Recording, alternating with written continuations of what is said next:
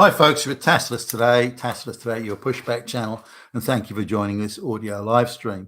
Please listen to this presentation as you would a radio broadcast. In this essay, I'd like to talk about the supposed skill shortages. Now, we constantly hear about this all across the Western world. This is why we need mass migration of illiterate third world peasants who've never had a job in their lives. We need these people because we've got skill shortages. We just don't have the skills. Or we get H-1B visas of mediocre lower-level accountants and entry-level programs from India because skills. Now, of course, it's a scam. It's like climate change. It's a total fucking scam.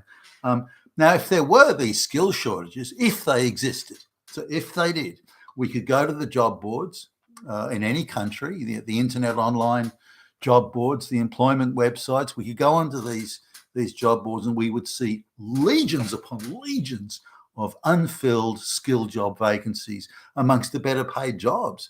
I mean, we're supposed to be, so we're told, in the West, it's the skills at the top, at very apex, the skills. And so let's have a look at that. So I'll go into the job boards right now, and we're going to have a look at, in Australia, the best paid, most senior executive type jobs in the country. So let's just have a look. All right, well, the first one is a CEO of a quango that is to do with the human rights of economically insecure Black women. That's the top. That is now the top job here in the country, in the whole nation. So, well, gee, that doesn't seem very private sector to me. That's a government job, and to do with the economic security of Black women in rural areas, no less. So it's going to be a CEO, and it's going to be multicultural, and you will change the language of the discourse. Nothing productive happening there at all. That's straight out socialism and communism. Okay. All right. The next one is CEO of a charity.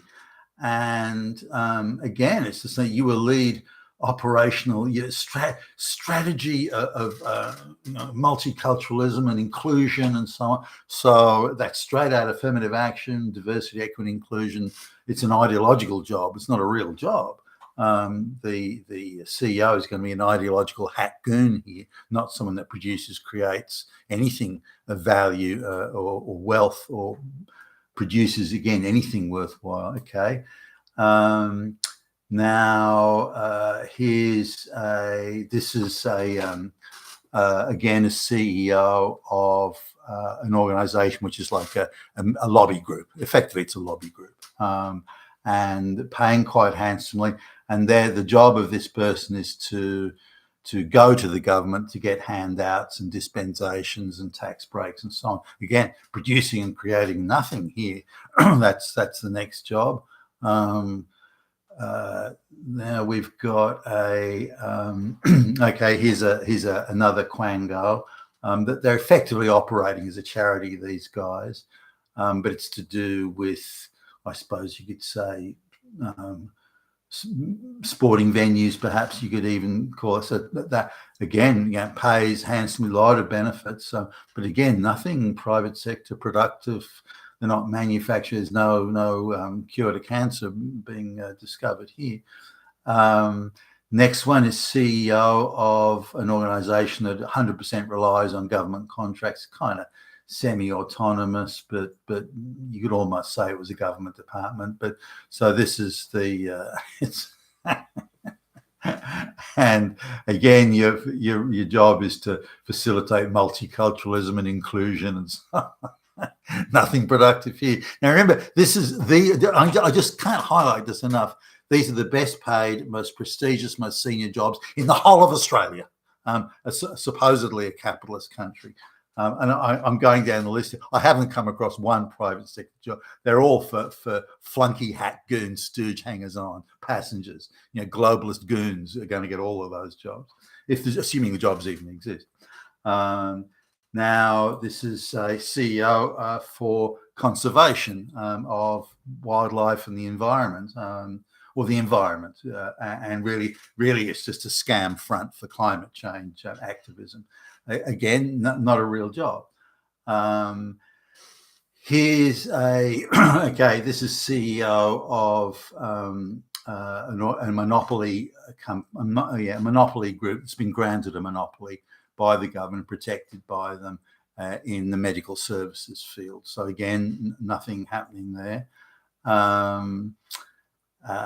Here is a think tank, and the think tank is again just looking at diversity, equity, inclusion is apparently all they care about in this think tank. So and that's another CEO's or deputy CEO, they're calling it there.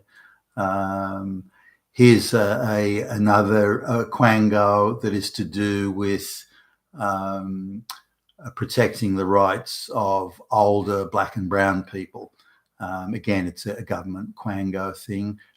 Yet again, part of the charity sort of thing. Another not-for-profit here, which is to do with ensuring the education of Black and brown girls. Again, no private sector or anything happening there. The next one is the same. The CEO to oversee strategies leading to high-performing journeys for handicapped people. So again, a charity sector type gig. Another charity sector type gig. Education for a post-education government job. Now here's one here that you could say is somewhat private sector. It's a senior executive role, but it's with a organisation that relies almost 100% on government, in fact 100% on government contracts. So they're very close to government, and they have wall-to-wall government contracts. So they're not competing out in the marketplace. It's not a real company that needs to innovate or do anything like that. And again, most of the advert that they've got here is taken up talking about inclusion and diversity, for goodness sakes. Another. This is a company in the energy sector that's got a monopoly and is government protected anyway.